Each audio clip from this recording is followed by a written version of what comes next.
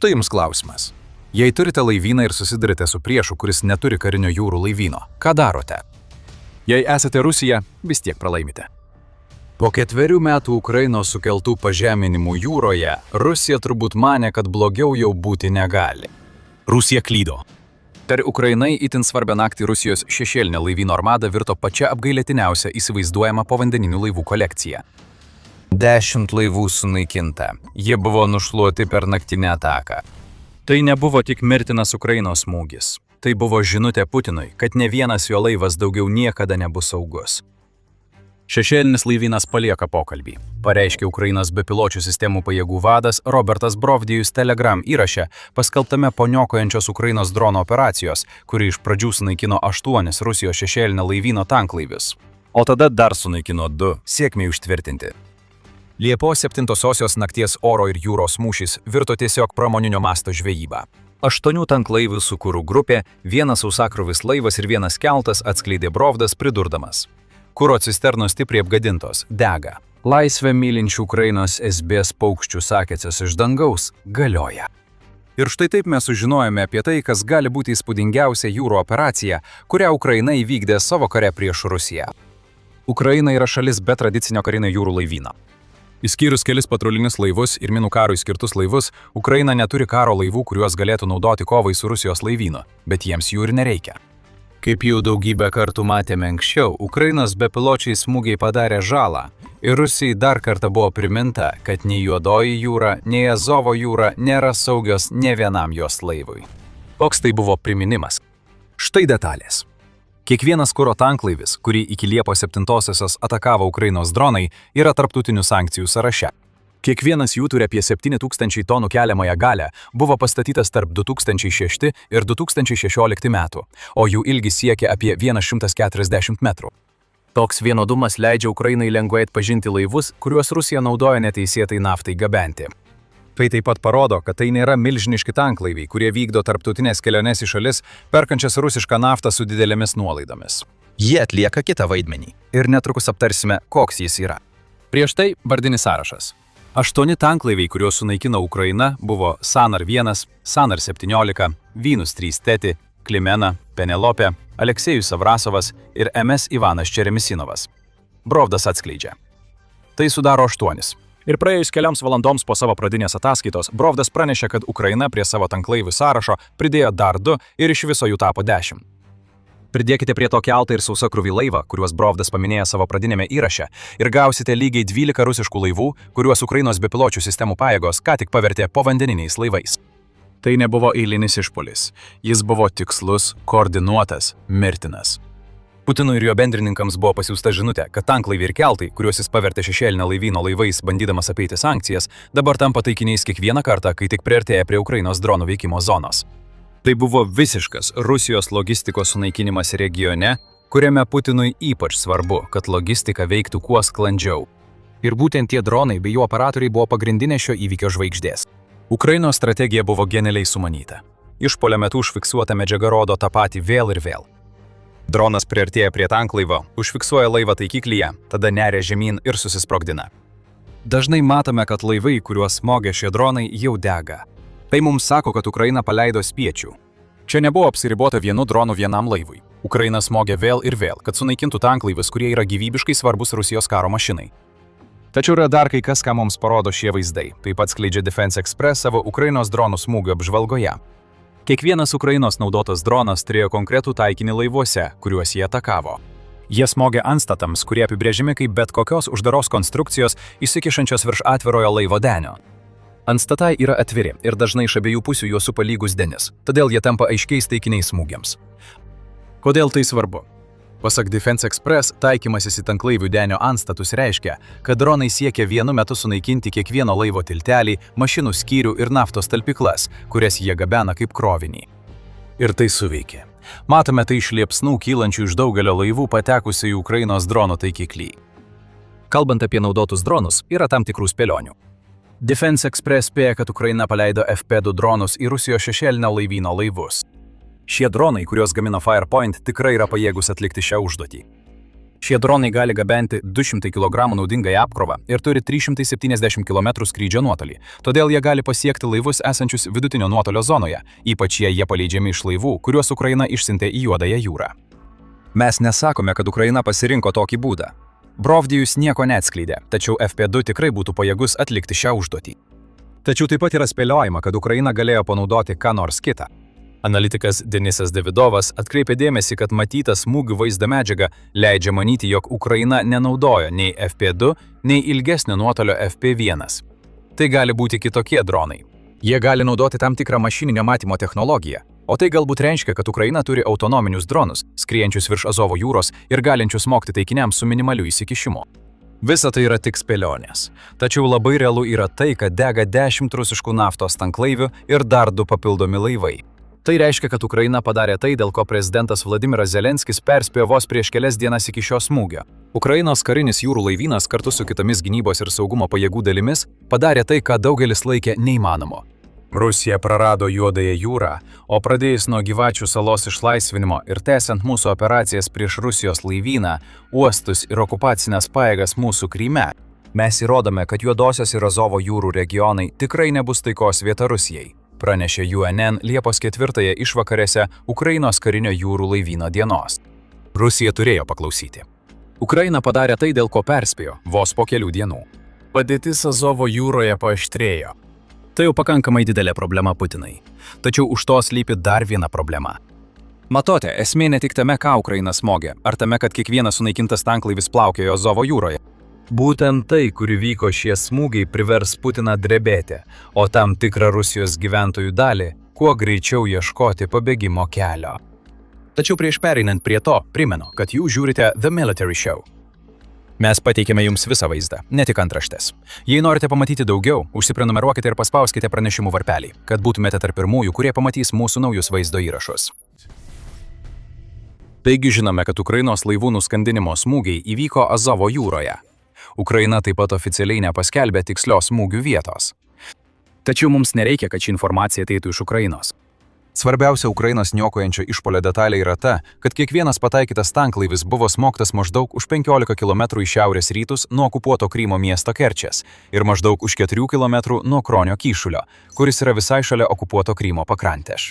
Tai patvirtino NASA gaisrų stebėjimo tarnyba, kuri užfiksavo intensyvę liepsną sklindančią iš Shadow Fleet laivų, į kuriuos smogė Ukraina.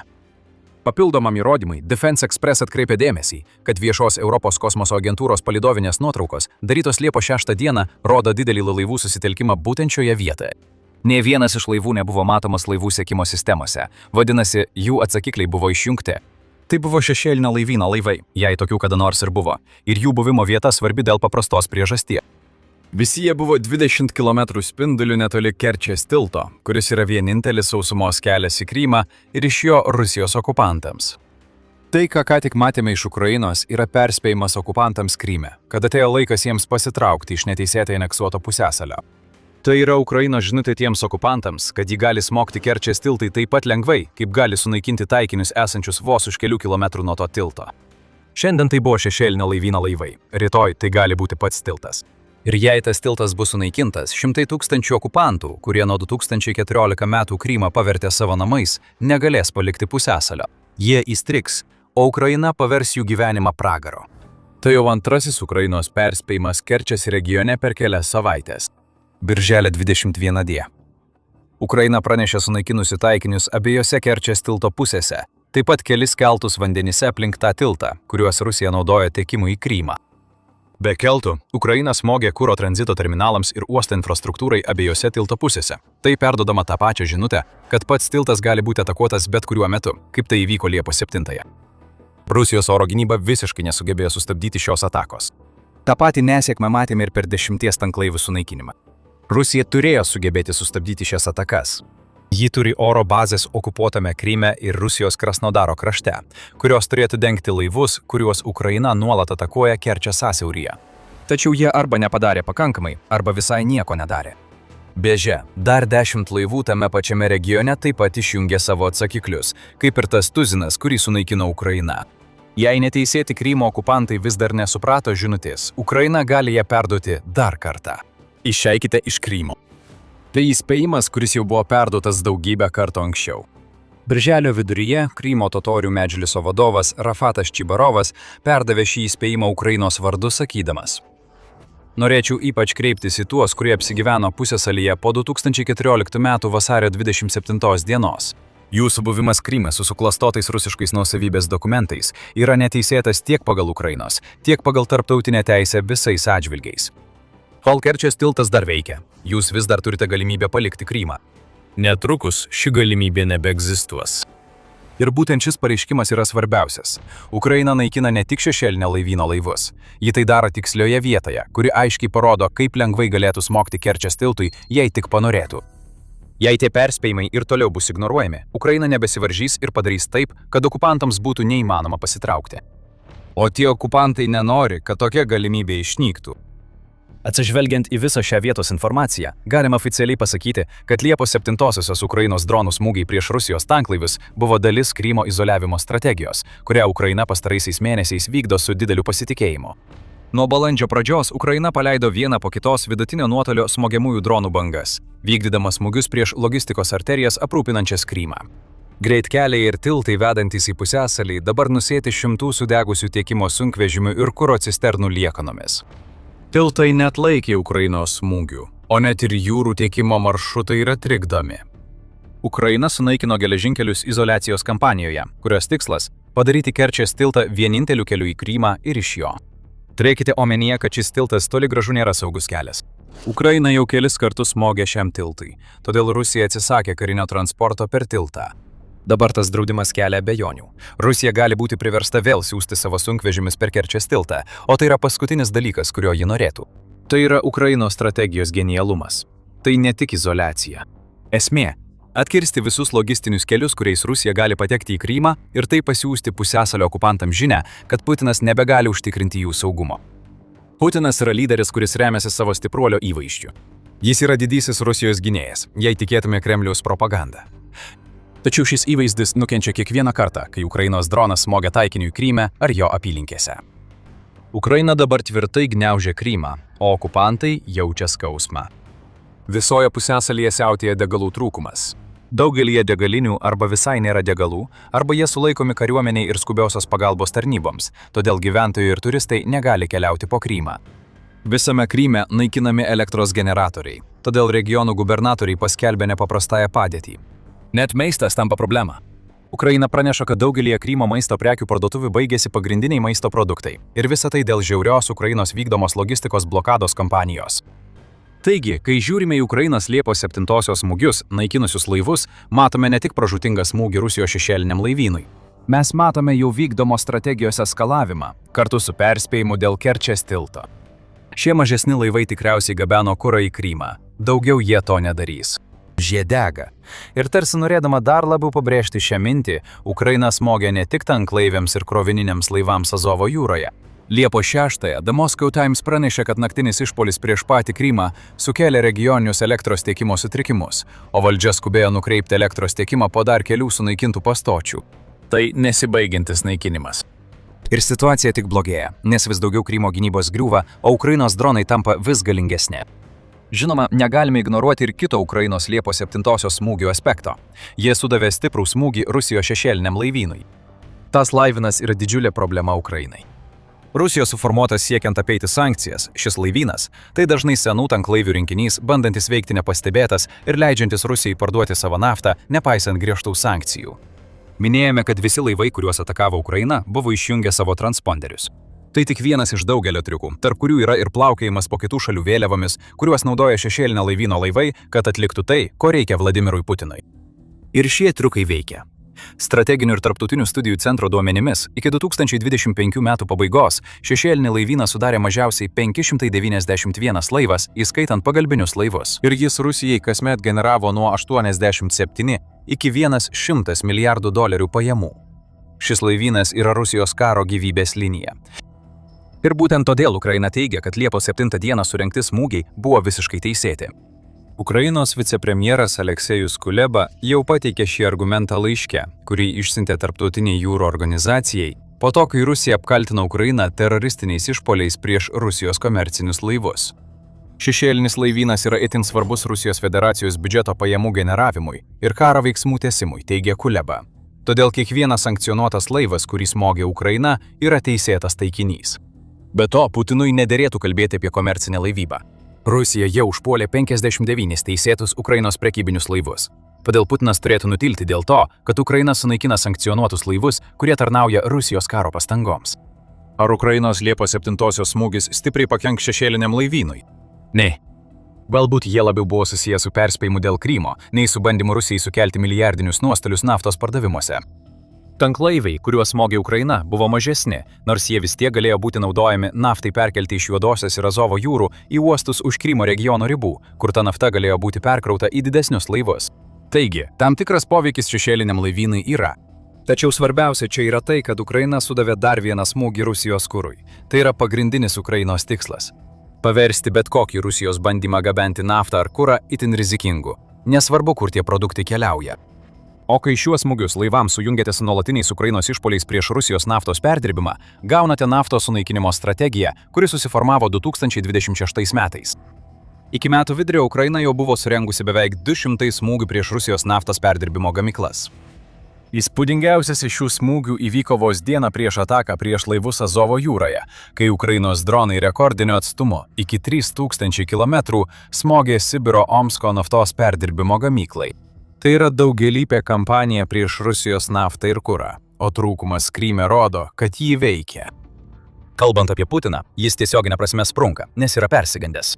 Vos prieš kelias dienas, kai Azovo jūroje sudegė 14 Rusijos laivų, pasirodė žinia, kad Putino daugiamilijoninis superjachta pabėgo į Arkties vandenis, aprūpinta antidroniniais tinklais, desperatiškų bandymų sustabdyti tuos pačius ginklus, kurie ką tik paskandino tiek daug Rusijos kuro tanklaivių.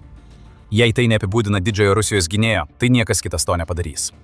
Kai Krymas susidūrė su didžiausia grėsme nuo tada, kai Rusija neteisėtai aneksavo pusiasalį 2014 metais. Putinas daug labiau nerimauja dėl to, kad Ukraina gali nusitaikyti į jo prabangę jachtą. Kaip praneša The Telegraph, tą pramoginį laivą šiuo metu lydi Rusijos naikintojas bei gelbėjimo ir patrulių laivas. Paklaustume, kodėl tanklaiviai Azovo jūroje neturėjo tokios pačios apsaugos, bet atsakymą į šį klausimą jau žinome. Ukraina padarė Juodosios jūros laivyną neveiksniu, o tai ir buvo viena iš priežasčių, kodėl Liepos 7-osios ataka apskritai tapo įmanoma. Taigi, Putinas slepiasi bunkeryje, o jo jachta bėga iš Rusijos. Štai jūsų gynėjas, Krymo okupantai, todėl Ukrainos labui dar kartą tai pakartosime. Išeikite iš Krymo, kol dar galite. Kai kurie okupantai jau suprato perspėjimą ir jie vertina labai rimtai. Palaukite, ar sakėme kai kurie? Tiksliau, tūkstančiai. Tiek okupantų buvo pastebėta bandančių pabėgti iš Krymo per tą patį tiltą, kurį Ukraina pavertė vieninteliu keliu į ir iš pusiasalio. Panika jau buvo prasidėjusi dar prieš Liepos 7-ąją. Dabar bus dar blogiau. Tačiau jei norite sužinoti daugiau apie didįjį rusų egzodą, kuris jau vyksta, turime jums paruoštą puikų vaizdo įrašą, kurį galite pažiūrėti. Jei jums patiko ši analizė apie naujausią Ukrainos smūgį į Rusijos šešėlinio laivyno katastrofą, prenumeruokite ir nepamirškite paspausti pranešimų varpelio, kad gautumėte daugiau The Military Show savo naujienų sraute. Ir kaip visada, ačiū, kad žiūrite.